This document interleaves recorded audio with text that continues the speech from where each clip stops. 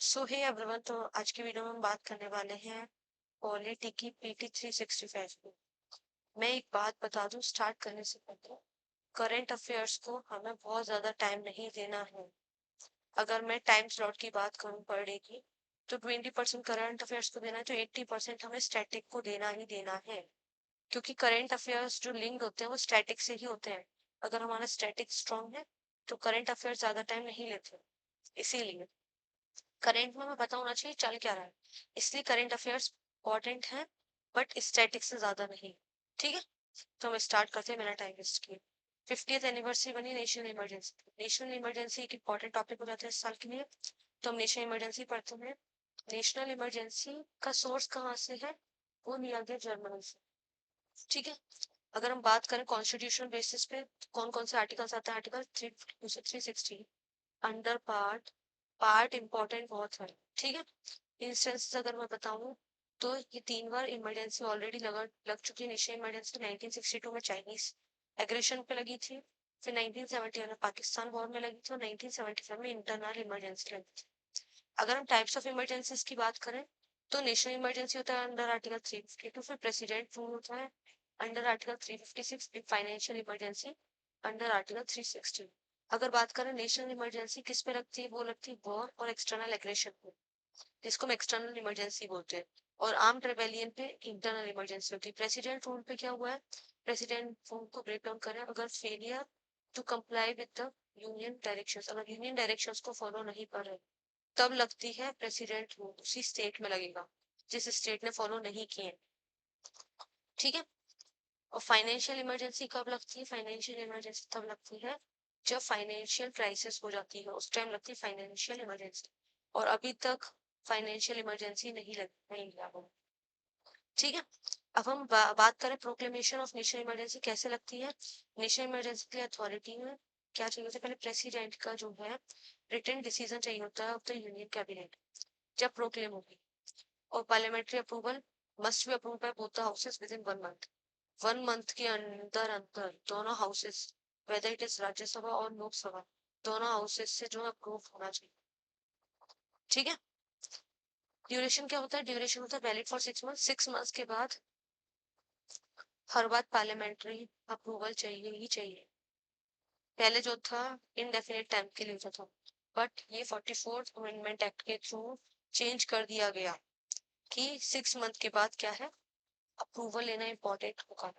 ठीक है, 6 मंथ के बाद व्हेन लोकसभा इज डिसॉल्व, अगर लोकसभा डिसॉल्व हो जाती है तो वो 30 डेज के बाद जैसे ही लोकसभा बनी, उसके 1 मंथ के अंदर अंदर उसको क्या करना होगा, रिकॉन्स्टिट्यूट ऑफ लोकसभा राज्यसभा, फिर उसको अप्रूव करना होगा with in 1 month.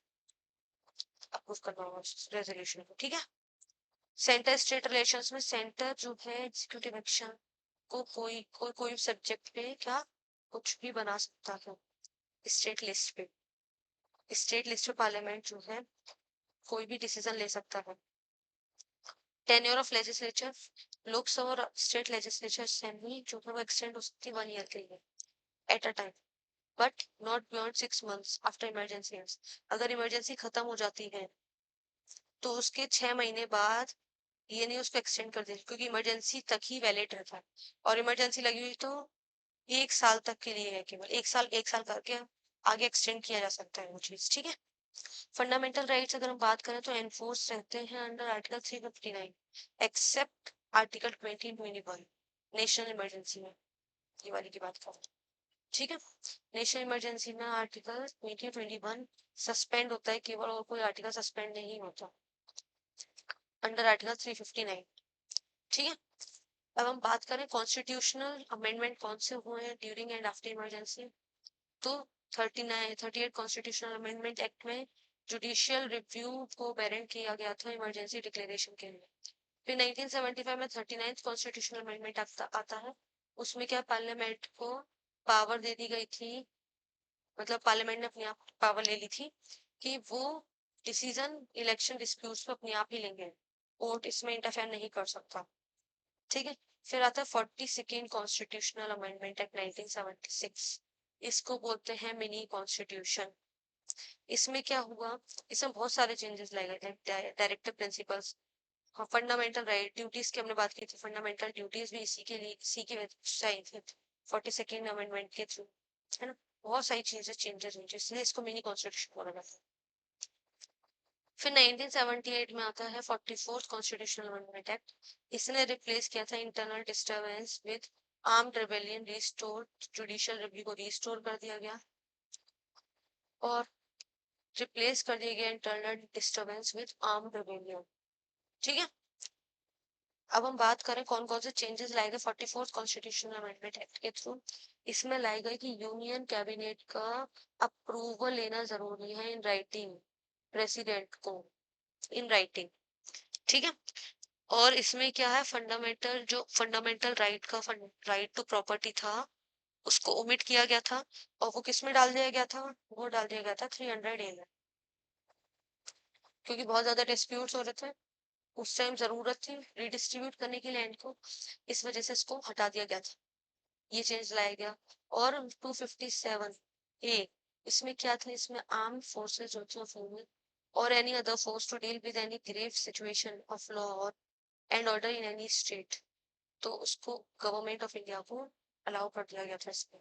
Term of Lok Sabha जो थे back to 5 years from 6 years by amending article 83 and 172, और रिस्टोर किया गया था जुडिशियल रिव्यू, जुडिशियल रिव्यू को रिस्टोर किया गया था। जो भी इलेक्शन डिस्प्यूट्स थे, लाइक स्पीकर के कोई भी इलेक्शन डिस्प्यूट्स हैं प्रेसिडेंट के, तो वो क्या है, वो कोर्ट के पास पावर है कि उसको जुडिशियल रिव्यू कर सकती है। वो 39 से हटा दिया गया था, बट उसको रिस्टोर कर दिया गया था through 44th constitutional amendment act. ठीक है, अब क्या है, assent to state bills. State bills हमने पढ़ लिए थे प्रेसिडेंट के चैप्टर में। अब समझते हैं इसमें क्या हो। सुप्रीम कोर्ट बोलता है अंडर आर्टिकल 143, सुप्रीम कोर्ट कहता है कि कोर्ट के पास कोई भी पावर नहीं है कि वो इम्पोज कर सके time limit for decisions of president and the governor on granting the assent to bills. मतलब इसका मतलब क्या है कि कोर्ट कोई भी टाइम लिमिट इम्पोज नहीं कर सकता कि गवर्नर और प्रेसिडेंट को कितने टाइम लिमिट में उस एसेंट, उस बिल को एसेंट देना ही देना है, कोर्ट के पास ये पावर नहीं है। ठीक है, तो इम्पोर्टेंट हो जाता है स्टेट बिल क्या है। अब मैं एक बात इंपॉर्टेंट हाईलाइट्स बता दूं 16 प्रेसिडेंशियल रेफरेंस में, limited judicial review, court intervene कर सकता है अगर गवर्नर प्रेसिडेंट जो है मैलिफाइड इंटेंट से या review is confined to procedure not merits. ठीक है, सुप्रीम कोर्ट की एडवाइस रिक्वायर्ड नहीं है, अगर कोई सब्जेक्टिव सेटिस्फेक्शन है प्रेसिडेंट सफिशिएंट है तो वो एसेंट दे सकता है। ठीक है, अब बताए हैं गवर्नर जो है कैन नॉट रिजर्व री इलेक्टेड बिल, गवर्नर कोई भी बिल को रिजर्व नहीं कर सकता, केवल वो एक बार रिजर्व कर सकता है, रीनेक्टमेंट के बाद वो रिजर्व नहीं कर सकता। ठीक है, कोई भी एब्सोल्यूट डिस्क्रिशन नहीं है under article 200, governor is bound by the council of minister advice accept in constitutionally specified cases. Supreme Court की पावर हो गई आर्टिकल 288 हो गए जहाँ पे टैक्सेस ऑन वाटर और electricity, under article 360 financial emergency रखती है। 354 सब सेक्शन 2 कॉन्करेंट लिस्ट, और 304 sub section B interstate trade and commerce, 314 31A और 31C। ठीक है, और discretion subject to judicial review, अगर एसेंट दे दिया, अगर उन्होंने खुद ने एसेंट दे दिया, इट इज नॉट जस्टिफिएबल और reserving assent can not be challenge in courts, court में चैलेंज नहीं हो सकता। अगर हम समझें गवर्नर की क्या रिस्पॉन्सिबिलिटी होती है अंडर आर्टिकल 200, तो स्टेट लेजिस्लेशन में बिल पास, फिर वो किसके पास जाएगा, वो जाएगा गवर्नर के पास। गवर्नर के पास होते हैं चार ऑप्शंस, या वो ग्रांट दे दे, ग्रांट दे देगा तो बिल एक्ट जो है वो बिल बन जाएगा। ठीक है, या वो विदहोल्ड कर दे इनको, या वो रिटर्न कर दे फिर से फॉर रिकंसिडरेशन, या फिर वो रिजर्व कर ले फॉर प्रेसिडेंट कंसिडरेशन। अगर गवर्नर के पास लेजिस्लेशन ने पास कर दी फिर से, तो गवर्नर को एसेंट देना कंपलसरी ऑब्लिगेटरी है। लाइक हमने प्रेसिडेंट में पढ़ा था, अगर पार्लियामेंट के पास प्रेसिडेंट ने रिकंसिडरेशन के लिए फिर से भेज दिया, वापस फिर से आ गया वही बिल, तो प्रेसिडेंट के लिए ऑब्लिगेटरी। ऐसे ही सेम केस है गवर्नर के साथ, अगर प्रेसिडेंट के पास चला गया ये बिल अंडर आर्टिकल 201, तो फिर गवर्नर क्या है, वो रिजर्व कर सकता है बिल्कुल फॉर प्रेसिडेंट, और प्रेसिडेंट उस पर एसेंट देगा।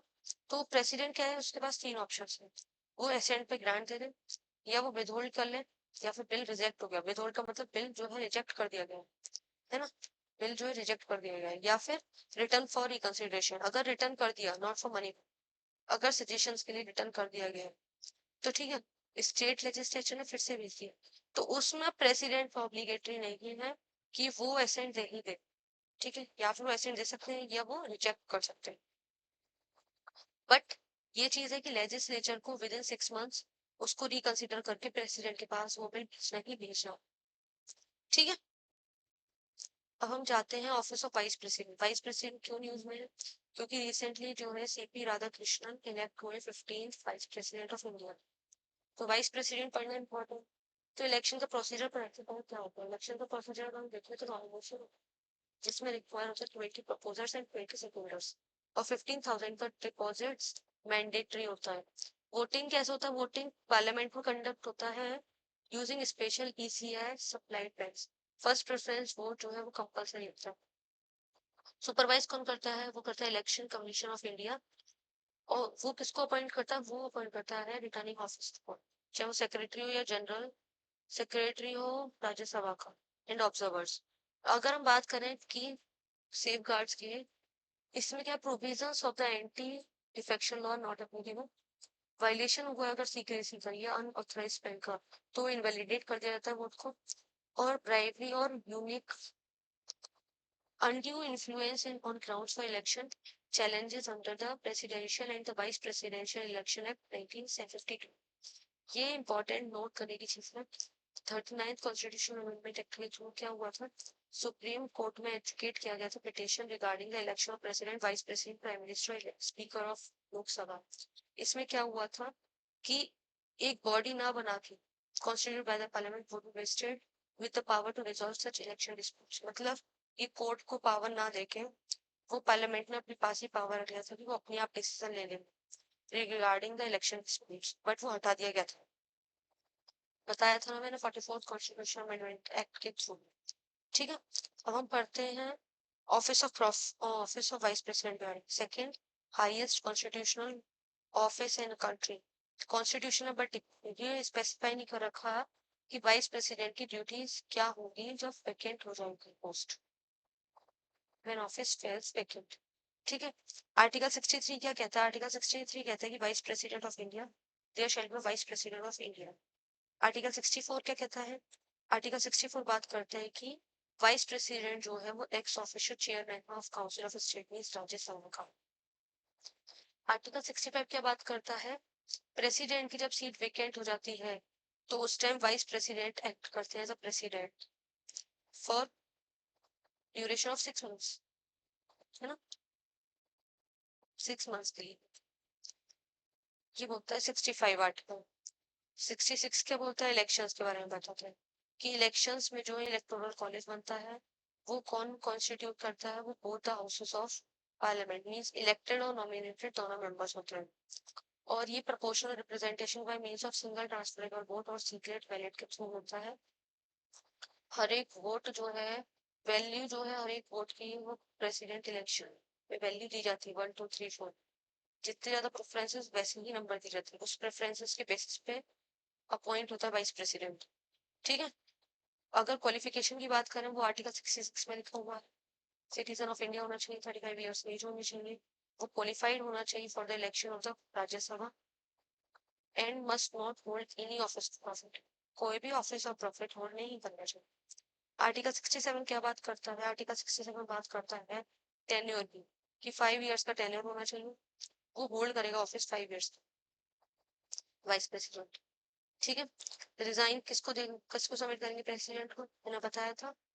जिसने वाइस प्रेसिडेंट और प्रेसिडेंट वाली वीडियो सुनी उसको पता हो कि प्रेसिडेंट जो है वो वाइस प्रेसिडेंट को देगा, और वाइस प्रेसिडेंट किसको देगा, प्रेसिडेंट को, वाइस से वर्सा चीज होती है।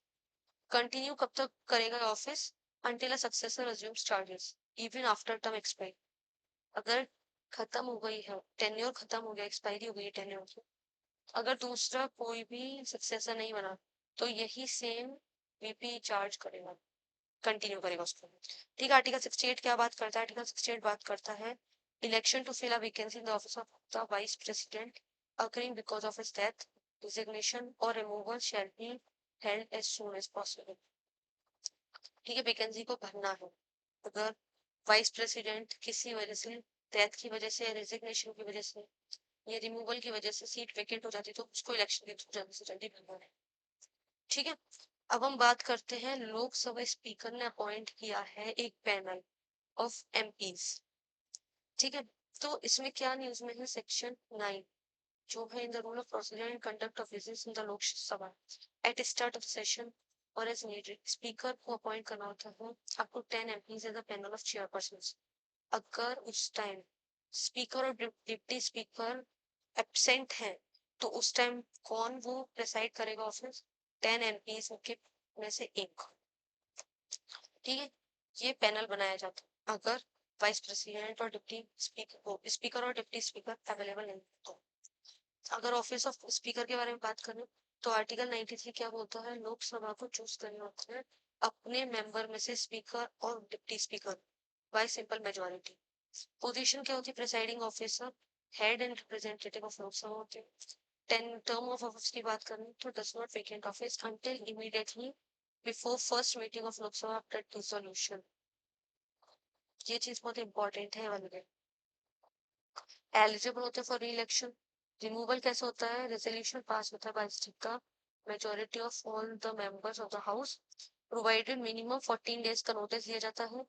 फिर उसमें क्या होता है रेजोल्यूशन में रिमूवल इज अंडर कंसिडरेशन और वो प्रिसाइड नहीं कर सकता है मीटिंग ऑफ हाउस दो ही में भी प्रेजेंट। अगर वो प्रेजेंट भी है, स्पीकर प्रेजेंट भी, तो प्रेसाइड नहीं कर सकता स्पीकर की पोजीशन, वो सीट पे नहीं बैठ सकता, बट वो जो है पार्लियामेंट में आ सकता है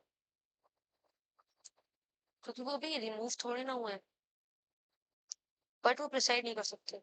He can speak and take in proceedings of houses such as time and vote in the first instance, though not in case of equity of cases। ठीक है, मतलब अगर टाई हो जाता है वोट का तो उस टाइम कौन कास्टिंग वोट किसके हाथ में? वो हाथ में स्पीकर के हाथ। स्पीकर जो है इधर भी लेके जा सकता है और इधर भी लेके जा सकता है, कोई भी केस को, कोई भी डिबेट को फेवर में भी लेके जा सकता है, अपोज में भी लेके जा सकता है। वो किसके पास पावर आ जाती है? वो हो जाती है स्पीकर के पास पावर उस टाइम, क्योंकि उसके पास है कास्टिंग वोट की पावर। कास्टिंग वोट, ठीक है। ड्यूटीज क्या है स्पीकर की? अगर हम ड्यूटीज की बात करें तो ये इंश्योर करता है और प्रोटेक्ट करता है rights and privileges within the house. Regulatory authority है, डेडलॉक रिजॉल्वर है। ठीक है, using voting powers to break ties in parliamentary decisions. Joint session presider है। जॉइंट सिटिंग अगर होगी तो वो कौन प्रिसाइड करेगा? वो प्रिसाइड करेगा स्पीकर। ठीक है, मनी बिल की अथॉरिटी किस कौन देता है? डिटरमाइन करता है मनी बिल है या नहीं, वो कौन डिटरमाइन करता है? वो डिटरमाइन करता है स्पीकर। ठीक है, अगर हम डिप्टी स्पीकर के बारे में बात करें, डिप्टी स्पीकर का जो ऑफिस इमर्ज हुआ है वो 1921 में हुआ है under the government of India act 1990। Constitution में मेंशन नहीं था। ठीक है, इलेक्शन जो है वो कैसे होता है और पोस्ट कौन हैंडल करता है? डिप्टी स्पीकर जो है वो अपोजिशन पार्टी से होता है। ये एक बहुत इंपॉर्टेंट पॉइंट है, अपोजिशन पार्टी से होता है डिप्टी स्पीकर। और डिप्टी स्पीकर के इलेक्शन कौन फिक्स करता है? वो स्पीकर फिक्स करता है डेट। रेजिग्नेशन और रिमूवल जो है, अगर वेकेशन हो जाती है सीट रेजिग्नेशन और रिमूवल के थ्रू, तो वो रिजाइन देता है स्पीकर को। और स्पीकर किसको रिजाइन देता है? Deputy speaker. ठीक है, ड्यूटीज क्या है? ड्यूटीज है डिप्टी स्पीकर की सेम पावर है जैसे स्पीकर की when presiding over the sitting of house and no appeal lies against his ruling. ठीक है, अगर हम डिस्क्वालिफिकेशन की अगर हम बात करें, disqualification of sitting law maker, तो इसका क्या है? कॉन्स्टिट्यूशन प्रोविजन क्या है? अंडर आर्टिकल 102 191 स्पेसिफाई करता है कोई भी एमपी या एमएलए है तो वो डिस्क्वालीफाइड कब हो सकता है? वो डिस्क्वालीफाइड हो सकता है अगर उसने ऑफिस ऑफ प्रॉफिट होल्ड कर रखा है, या फिर वो अनसाउंड माइंड है। ठीक है, या फिर वो अनडिस्चार्ज इंसॉल्वेंट हो गया है, या वो सिटीजन नहीं है इंडिया का, ये डिफेक्शन के थ्रू, ये डिस्क्वालिफाइड हो गया है by under any law made by the parliament, कोई भी लॉ के अंडर वो डिस्क्वालिफाइड हो गया है तो वो उस टाइम होल्ड नहीं कर सकता पोजीशन। ठीक है, अब हम बात करते हैं एंटी डिफेक्शन लॉ की। एंटी डिफेक्शन लॉ क्या होता है? एंटी डिफेक्शन लॉ होता है डिस्क्वालिफिकेशन ऑफ एमएलए और एमपी अगर उनने वॉलेंटरीली मतलब जानबूझकर उन्हें अपनी पार्टी की सदस्यता छोड़ दी है तो उस टाइम क्या एंटी डिफेक्शन लॉ लग जाता है, included under article 10 schedule 552 constitution of 1985। इसमें क्या है, कोई भी लेजिस्लेटर जो है डिस्क्वालिफाइड होता है on the ground of defection by the presiding officer और of a legislature based on the petition by any other members of the house does not specify a time period, कोई भी time period नहीं है for the presiding officer कि वो decide कर पाए उतने ही टाइम लिमिट में, कोई भी टाइम लिमिट नहीं प्रिसाइडिंग ऑफिसर के पास, वो कितने भी टाइम में कर सकते हैं। इसमें जो कोर्ट इंटरवीन कर सकता है only after presiding officer has decided on matter, जब तक प्रिसाइडिंग ऑफिसर ने कुछ नहीं बोला तब तक जो है कोर्ट इंटरफेयर नहीं कर सकती, इंटरवीन नहीं कर सकती।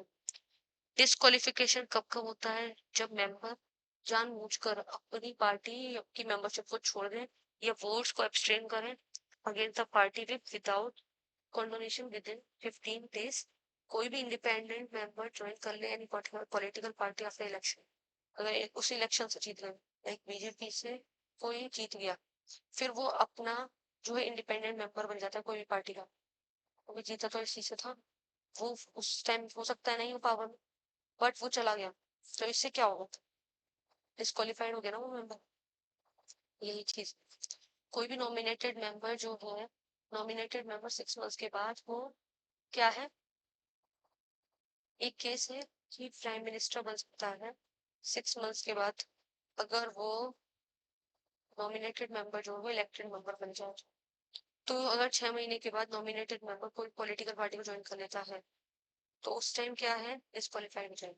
एक्सेप्शन कब है, जब पार्टी मर्जर कर ले allowed it if supported by 2/3 of its legislator, अगर 2/3 मेंबर्स ने जो सपोर्ट किया है तब पार्टी मर्जर कर सकती है, तो उस टाइम एंटी डिफेक्शन जो अलाउड नहीं, क्योंकि ये सबकी जो है मेजोरिटी डिसीजन से हुआ। Speaker of Lok Sabha, deputy speaker, chairman of Rajya Sabha and deputy chairman may resign from party and rejoin after demitting office। ठीक है, ओरिजिनल कॉन्स्टिट्यूशन में कोई भी मेंशन नहीं पॉलिटिकल पार्टी की, original constitution 1950 did not mention the term political party और ये explicitly introduce किया गया थ्रू 10th शेड्यूल। ठीक है, इंटरडिफेक्शन लॉ। पार्लियामेंट्री कमेटीज पढ़ते हैं, पार्लियामेंट्री कमेटीज क्या है, लोकसभा स्पीकर ने स्टेट किया पार्लियामेंट्री कमेटीज इंपॉर्टेंट टॉपिक हो जाता है, इससे क्वेश्चंस आ भी चुके हैं। तो पार्लियामेंट्री कमेटीज क्या है, पार्लियामेंट्री कमेटी जो है वो अपॉइंट और इलेक्टेड होती है बाय द हाउस ऑफ और nominated by speaker, elected by the house और नॉमिनेटेड बाय स्पीकर, जो कि किस डायरेक्शन में काम करती है, स्पीकर की डायरेक्शन में काम करती है। ये क्या है, रिपोर्ट पार्लियामेंट्री कमेटीज क्या रिपोर्ट देती है स्पीकर पे, तो हाउस ऑफ स्पीकर। ये कहाँ से ओरिजिन हुआ है, ये हुआ ब्रिटिश पार्लियामेंट से ओरिजिनेट हुआ है पार्लियामेंट्री कमेटी का ओरिजिन। ये अपना जो है अथॉरिटी कहाँ से ड्रॉ करती है, आर्टिकल 105 से deal with the privileges of MP and article 118 जो है पार्लियामेंट को अथॉरिटी देती है कि वो रूल्स बना सकते हैं to regulate its procedure and control of types of parliamentary committees कौन सी एड ऑक होती है, स्टैंडिंग एड ऑक होती है जो स्पेसिफिक पर्पस के लिए बनाई जाती है और वो खत्म हुआ पर्पस उसके बाद उनको हटा दिया जाता है, वो खत्म हो जाती है, लाइक रेलवे कन्वेक्शन कमेटी जो थी बनी थी। स्टैंडिंग कमेटी कौन सी होती है, परमानेंट होती है, रेगुलर कमेटी होती है जो कि कॉन्स्टिट्यूट की जाती है फ्रॉम टाइम टू टाइम। अगर हम एग्जांपल की बात करें फाइनेंशियल कमेटी हो गई, कमेटी ऑन सबऑर्डिनेट लेजिस्लेशन होता है। ठीक है, टाइप्स ऑफ कमेटीज की अगर हम बात करें तो एस्टीमेट कमेटी बहुत इंपॉर्टेंट है, इसमें 75 ईयर्स पूरे हो गए। ये लार्जेस्ट है 3 फाइनेंशियल कमेटीज में, कौन कौन सी कमेटीज में, कमेटी ऑन पब्लिक अंडरटेकिंग या फिर पब्लिक अकाउंट कमेटी या एस्टीमेट कमेटी, उन तीनों में सबसे ज्यादा बड़ी कमेटी है ये एस्टीमेट कमेटी। 30 मेंबर्स होते हैं लोकसभा के, इसमें राज्यसभा का कोई मेंबर नहीं है, इसमें मिनिस्टर एलिजिबल नहीं होते, ये बहुत इंपॉर्टेंट पॉइंट है, ये क्वेश्चन बन चुका है यूपीएससी में। और जो चेयरपर्सन है वो कौन अपॉइंट करता है, वो स्पीकर अपॉइंट करता है। चेयरपर्सन इस कमेटी का टेन्योर कितना होता है, 1 ईयर। इसका फंक्शन क्या होता है, सजेस्ट करता है alternative policies for efficiency, examine करता है एक्सपेंडिचर जो किया है वो वेल यूटिलाइज्ड हुआ है या नहीं हुआ within the policy limits. अगर हम बात करें कंसल्टेटिव कमेटी की, कंसल्टेटिव कमेटी का फंक्शन होता है, ये किसके अंडर काम करता है, मिनिस्ट्री ऑफ पार्लियामेंट्री अफेयर्स के अंडर काम करता है। इसका काम होता है allocation of business rules, 1961। Consulted after the Lok Sabha elections as required, voluntary membership होती है, 10 से 30 एमपीज होते हैं इसमें। 1 एमपी जो है वो एक चेयरपर्सन बनता है, एक एमपी, इनमें से एक एमपी चेयरपर्सन बनेगा। ठीक है। MP from both the houses nominated by the Ministry of Parliamentary Affairs। और इनका क्या काम होता है, इनका ऑब्जेक्टिव होता है जो इनफॉर्मल कंसल्टेशन होती है between the government and MPs और पॉलिसीज के प्रोग्राम्स पे काम करना। कैबिनेट कमेटी ऑन सिक्योरिटी क्या है, ये है कि ये कौन चेयर करता है, ये चेयर करता है प्राइम मिनिस्टर या सीसीएस। 8 जो कैबिनेट कमेटीज में से उसमें से एक प्राइम मिनिस्टर होता है। मेंबर क्या है, मेंबर अगर बात करें कौन कौन हो सकते हैं, ministers of defence, home minister, ये defence minister, finance, external affairs, defence chief जो होता है और सीनियर ऑफिसर्स होते हैं वो भी अटेंड कर सकते हैं। इनका फंक्शन होता है कि national security, defence, internal security, major security appointments, foreign affairs को संभाल के रखना, उनको टाइम टू टाइम देखते रहना। ठीक है। कैबिनेट कमेटी है, एक्स्ट्रा कॉन्स्टिट्यूशनल कमेटी है, provided under transaction of business rules 1961। अब हम बात करते हैं मॉडल यूथ ग्राम सभा की। इसमें क्या हुआ है, इसमें हुआ है पंचायती राज में कोलेब्रेशन किया है with the ministry of education and ministry of tribal affairs, और उन्हें लॉन्च किया है मॉडल यूथ ग्राम सभा। इसका क्या पर्पस है, इसका पर्पस है कि स्ट्रेंथ करना है जन भागीदारी एंड प्रमोट करना participatory local governance by engaging students in stimulated gram sabha sessions. और ये किससे अलाइंड है, ये है national education policy, new education policy 2020। और ये किसके under implemented across Jawahar Navodaya Vidyalaya, Eklavya model residential schools and state government schools. इसका क्या है, ये नोडल मिनिस्ट्री कौन सी स्कीम अंडर आती है, मिनिस्ट्री ऑफ एजुकेशन। ठीक है। और ईएमआरएस के अंडर कौन सी मिनिस्ट्री आती है, उसके अंडर आती है मिनिस्ट्री ऑफ ट्राइबल अफेयर्स, क्योंकि इनका एम है कि क्वालिटी एजुकेशन प्रोवाइड करना है शेड्यूल्ड ट्राइब्स को, जो उस एरिया में मोर देन 50%, जिसमें 50% एसटी रहते हैं, उस एरिया में क्या है, इनको एजुकेशन प्रोवाइड करना है। तो उसकी मिनिस्ट्री कौन सी है, उसकी मिनिस्ट्री ऑफ ट्राइबल अफेयर्स। ठीक है। ये ईएमआरएस क्या है, इक्वालेंट मॉडल रेजिडेंशियल स्कूल्स, जो किसके लिए काम करते हैं, केवल शेड्यूल्ड ट्राइब्स की एजुकेशन को क्वालिटी देना, ये इनका काम होता है। और जिसमें 50% से ज्यादा एसटी पॉपुलेशन रहती हो और एटलीस्ट 20,000 ट्राइबल मेंबर्स रहते हो, शेड्यूल्ड ट्राइब। ठीक है। अब हम बात करते हैं ऑफिशियल लैंग्वेजेस की। ऑफिशियल लैंग्वेजेस जो है गोल्डन जुबली वाली department of official office language थी, उसको बनाया गया है। ये बहुत इंपॉर्टेंट हो जाता है, जिसकी 100th एनिवर्सरी बन रही है, 50th एनिवर्सरी बन रही है, 5th एनिवर्सरी बन रही है, 15th एनिवर्सरी बन रही है, बहुत इंपॉर्टेंट हो जाता है। तो इसलिए ये टॉपिक इस न्यूज में। और ये कब स्टैब्लिश हुआ, 1975, तो 2025 में इसको 100 ईयर्स हो गए। ठीक है। 1975 में बना था, गोल्डन जुबली है। ठीक है। Part of the ministry of home affairs.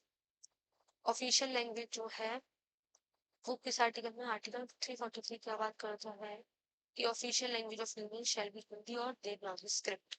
Official language act 1963 क्या प्रोवाइड करता है, वो प्रोवाइड करता है use of English in addition to Hindi for all official purposes of union और बिजनेस ट्रांजैक्शंस ऑफ पार्लियामेंट। 344 क्या बात करता है, आर्टिकल 344 बात करता है union constitution of commission and committee of official languages. Article 341 किसकी बात करता है, वो बात करता है स्टेट लेजिस्लेचर अपॉइंट कर सकता है कोई any one or more language used in state or Hindi as an official language. मतलब 345 के पास पावर देता है स्टेट लेजिस्लेचर को कि वो कोई भी लैंग्वेज अडॉप्ट कर सकता है स्टेट में, या फिर हिंदी को भी एज एन ऑफिशियल लैंग्वेज। ठीक है, अब हम बात करते हैं मनी बिल और फाइनेंशियल बिल। ये बहुत इंपॉर्टेंट टॉपिक है मनी बिल। मनी बिल क्या बोलता है? आर्टिकल 117 सेक्शन 1 कवर करता है मनी बिल, कवर मैटर से related to money bill article 110 और इंट्रोड्यूस होता है केवल केवल लोकसभा में। किसकी रिकमेंडेशन से? प्रेसिडेंट की रिकमेंडेशन से। आर्टिकल 117 क्या बात करता है? सबसेक्शन 3 वो बात करता है कि बिल एक्सपेंडिचर जो होता है वो इस बिल का मनी बिल का वो होता है कंसोलिडेटेड फंड ऑफ इंडिया से requires president recommendation. Finance bill और मनी बिल के में अगर डिफरेंस देखें तो फाइनेंस बिल केवल और केवल लोकसभा में इंट्रोड्यूस हो सकता है, राज्यसभा में can only recommend amendments in bill, it can not amend और रिजेक्ट। इसको ना अमेंड कर सकता राज्यसभा, ना अमेंड कर सकता ना रिजेक्ट कर सकता। ठीक है, अगर हम बात करें बिल जो है वो पास किससे होता है? पार्लियामेंट से with in 75 days of its introduction. Finance bill is a money bill कब बन जाता है? फाइनेंस बिल मनी बिल जब इसमें पहली बात तो फाइनेंस बिल ही मनी बिल होता है। फाइनेंस बिल बहुत तरीके के होते हैं, 2 तरीके के होते हैं। उसमें फाइनेंस बिल एक मनी बिल होता है। अगर मनी बिल है तो कोई भी जॉइंट सेटिंग नहीं होगी, no joint sitting is allowed. ठीक है, अंडर आर्टिकल 109 में क्या मेंशन है? Special provisions in respect of money bill. अगर लोकसभा एक्सेप्ट नहीं करता राज्यसभा की रिकमेंडेशन तो मनी बिल क्या डीम्ड हो जाता है कि वो पास हो चुका है दोनों हाउसेस से। ठीक है, जीरो आर क्या होता है? जीरो आर होता है जो क्वेश्चन आवर्स के तुरंत बाद होता है, period immediately following question answer, and laying of papers before any listed business is taken up. Starting time जो होता है 12 बजे स्टार्ट होता है which is termed at zero hour. ये ऑफिशियली रिकॉग्नाइज नहीं है, फॉर्मली रिकॉग्नाइज नहीं है, ये इनफॉर्मल है। ठीक है, in the parliamentary procedure. Procedure क्या होता है? फॉर रेजिंग माइक्रोस मेंबर को सबमिट करना होता है notice stating the subject they wish to raise, और स्पीकर डिसाइड करता है कि इसको अलाउ करना है, इस मैटर को नहीं करना। ये होता है हाथ में स्पीकर के। ठीक है, अब हम बात करते हैं क्वेश्चन आती है जो फर्स्ट आर होता है। कोई भी पार्लियामेंट्री सिटिंग का फर्स्ट आर होता है, वो ही होता है क्वेश्चन आर। इसमें 3 काइंड्स के क्वेश्चन पूछाते हैं, स्टार्टेड क्वेश्चंस, अनस्टार्टेड और शॉर्ट नोटिस। इस ये कौन सा होता है? इसमें ओरल आंसर होता है and hence supplementary questions can follow. हम अगर ओरल पूछ रहे हैं तो हम कोई और भी क्वेश्चंस पूछ सकते हैं ना, बट अगर वो रिटर्न में चला गया तो वो रिटर्न में क्वेश्चन एन रिटर्न आंसर, अनस्टार्टेड में क्या रिटर्न आंसर होगा, और सप्लीमेंट्री क्वेश्चंस अलाउड नहीं होंगे क्योंकि ओरली वो आंसर दे देंगे हाथ के हाथ। और रिटर्न में क्या? रिटर्न में ऐसा नहीं होगा, बहुत ज्यादा फिर मैशअप हो जाएगा, इसी चीज में होती है। शॉर्ट नोटिस में क्या होता है? शॉर्ट नोटिस में होता है कि ask by giving a notice of less then 10 days it is answered orally. Orally answer करना होता है, बस 10 दिन का टाइम होता है। ठीक है, प्राइवेट मेंबर बिल क्या होता है? प्राइवेट मेंबर बिल होता है कोई भी एमपी जो है अदर देन मिनिस्टर, उसको पहली बात तो प्राइवेट मेंबर बोला जाता है। ठीक है, प्राइवेट मेंबर जो है वो नॉमिनेटेड भी हो सकता है, इलेक्टेड भी हो सकता है, उसको प्राइवेट मेंबर बोलते हैं। ठीक है, इसका क्या होता है? ये ड्राफ्ट करता कोई भी bill is responsibility of the member introducing it. Mechanism क्या होता है? 1 मंथ का नोटिस देना होता है इसकी, is given before bill introduction with permission of speaker और चेयरमैन इन राज्यसभा। अगर बिल सिलेक्ट हो जाता है तो लोकसभा अलॉट करती है 2.5 hour of business every Friday for consideration and discussion on the bill. अगर बिल जो है सिलेक्ट कर लिया गया है तो उसको उस बिल को अलॉट किया जाएगा 2.5 hour, 2.5 hour on every Friday, और फिर उस पर डिस्कशन होगा। राज्यसभा भी अलॉट करता है 2.5 आवर, वो टाइमिंग होता है 2:30 से लेकर 5 o'clock तक on every alternative Friday. First private member bill जो पास हुआ है वो कौन सा हुआ है? हुआ है Muslim Waqf bill, which was introduced by the Syed Mohammad Ahmad Kashmiri. ठीक है, ये इंपॉर्टेंट नहीं था नाम याद करना। ठीक है, ये इंपॉर्टेंट नहीं है नाम याद करना। Only 14 private members will have become law till date, and बस 14 प्राइवेट मेंबर बिल ही अभी तक लॉ बन पाए हैं। एंड लास्ट बिल कब पास हुआ था? The last such bill was passed in 1970. Adjournment sine die क्या होता है? ये होता है साइन डाई एक लैटिन वर्ड है जो without assigning a day for further meetings, कि फर्दर मीटिंग नहीं करनी, वो ऐसा डे है तो उसको बोलते साइन डाई। पार्लियामेंट्री टर्म्स में अगर हम बात करें तो end of a session of parliament without setting a date of reconvenes, मतलब फिर से मिलने की कोई डेट फिक्स नहीं है इस पर। ठीक है। अथॉरिटी जो होती है प्रेसाइडिंग ऑफिसर होता है, वही अनाउंस करता है डेट को। लेटर जो है प्रेसिडेंट के पास हो जाती है, वो एक नोटिफिकेशन इशू करते हैं to prorogue house officially ending the session under article 85। Effect of pending businesses, कोई भी बिल जो भी पेंडिंग है in the same house remains unaffected, उनको कुछ नहीं होगा। Most notice example question motion या फिर रेजोल्यूशन लैप्स हो जाते हैं and must be resubmitted in the next session unless otherwise specified. Note ये इंपॉर्टेंट है कि पार्लियामेंट जो है at least twice a year should meet, twice a year, पूरे साल में 2 बार तो मिलना कंपलसरी है पार्लियामेंट। कोई भी मिनिमम नंबर ऑफ डेज नहीं है कि इतने इतने दिन तक मिलने मिलना, बस 2 बार मिलना कंपलसरी। ठीक है। अब हम बात करते हैं लोकपाल की। लोकपाल न्यूज में लोकपाल के बारे में पॉइंट इंपॉर्टेंट है। पहले इसका देखते हैं टेन्योर और एलिजिबिलिटी। टेन्योर 5 इयर्स का या फिर 70 years of age, whichever is earlier. कोई भी रीअपॉइंटमेंट नहीं होता लोकपाल का फिर से एज अ चेयरमैन और a member after completion of term. Member जो है वो चेयरपर्सन बन सकता है अगर total tenure does not exceed 5 years. अगर सपोज करो चेयरपर्सन जो है वो अपनी सीट वेकेंट कर जाता है तो मेंबर जो है ये 3 इयर्स का था, 3 इयर्स तक रहा था केवल अपना, इसने टर्म जो है 3 इयर्स तक करा था। बट 5 इयर्स का टेन्योर रहता है और उस मेंबर ने केवल 3 इयर्स ही रहे हैं उसमें भी मेंबर। तो वो जो मेंबर है ना वो चेयरपर्सन बन सकता है 2 साल में। ये चीज है। ठीक है।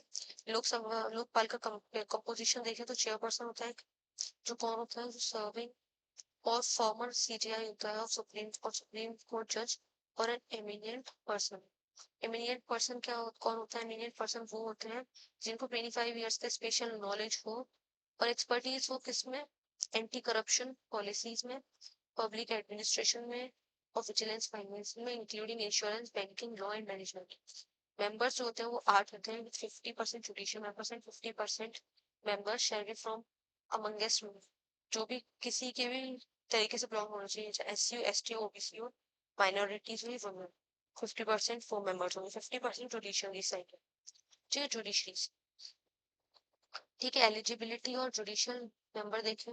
ही is or has been a जज of Supreme Court or has been a chief justice of High court.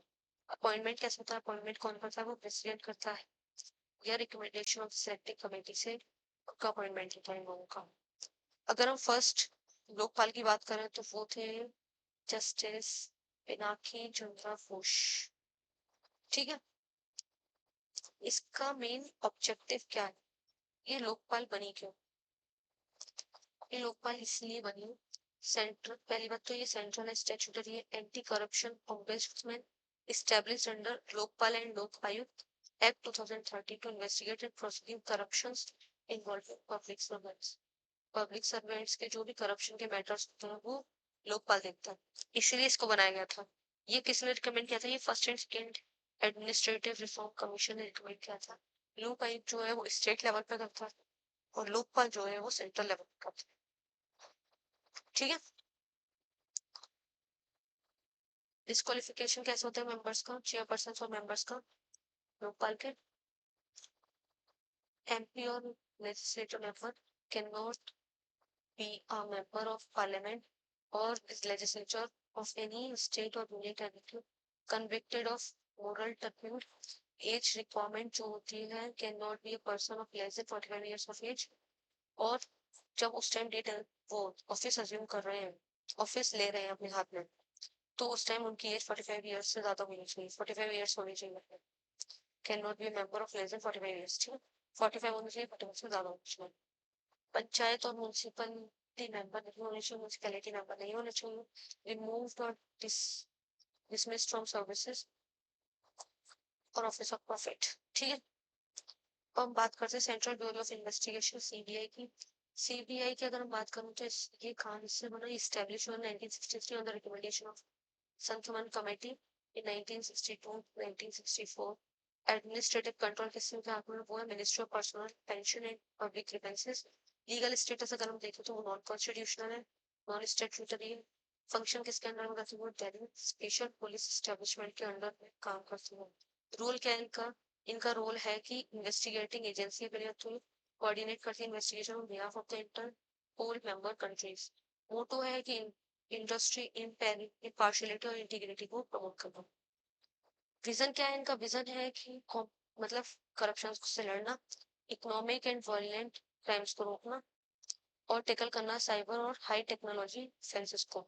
Organisation जो है हेड करता है वो डायरेक्टर हेड करता है, assisted by the special and additional director and other office Reigns. Appointment कौन करता है उसको, इनका अपॉइंटमेंट कौन करता है, वो करते हैं, एक कमेटी बनती है, उस कमेटी में कौन कौन होते हैं, वो होते हैं vice prime minister, leader of opposition और chief justice of India. Chief justice of India ना हो तो सुप्रीम कोर्ट के जज भी नॉमिनेट कर सकते हो। टेन्योर जो है वो 2021 में ऑर्डिनेंस ने अलाउ किया था extension of CBI ED director tenure up to 5 years, और एक्सटेंड कब तक हो सकता है, पहले जो था अर्लियर फिक्स्ड 2 इयर्स, अब क्या 5 इयर्स। टाइप्स ऑफ केसेस, कौन कौन से केसेस हमारे, एंटी करप्शन हो गया, इकोनॉमिक ऑफेंस हो गया, स्पेशल क्राइम हो गया, सो केसेस हो गया। ठीक है, इन्हें कौन कौन से ऑपरेशन किए हैं, operation Hawk, operation Megh Chakra, operation Carbon 2021, raid to global cyber crime network involve in online sexual exploitation of childrens. अब हम यहाँ से कल से कंटिन्यू करेंगे नेक्स्ट सीरीज में। आज के लिए इतना ही बहुत है, क्योंकि बहुत ज्यादा हो जाएगी। हम पार्ट्स में वैसे कर रहे हैं तो आज के लिए इतना ही बहुत है। और कल से करते हैं इसको कंटिन्यू पार्ट 2 में। ठीक है, पार्ट 1 में इतना ही बहुत है आज, तो इसको अच्छे से पढ़िए और अपना स्टैटिक बहुत ज्यादा स्ट्रॉन्ग बनाइए 12 और ठीक है, टिल देन बाय।